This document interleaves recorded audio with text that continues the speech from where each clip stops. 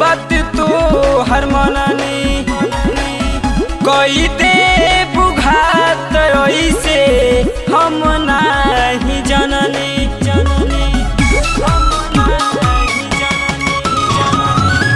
कैले बानी प्यार तो हसे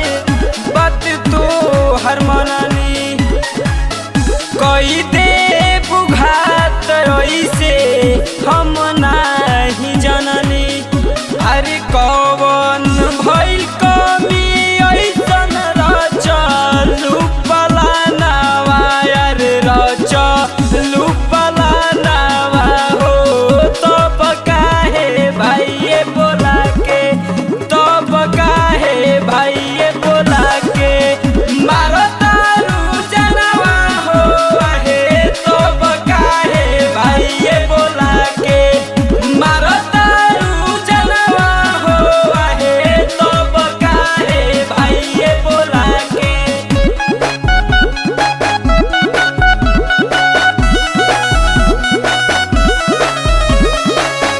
मारो तारू जनवा हो आहे तब काहे भाई बोला के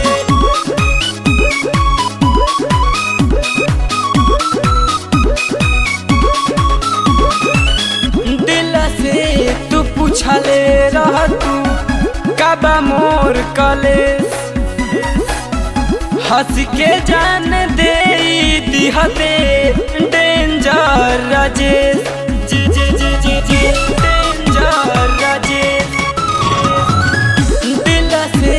तू पूछले रह तू कबा मोर कलेस हंस के जान दे दिहते डेंजर राजेश अरे पूछे अमित राजा तुहसे कौन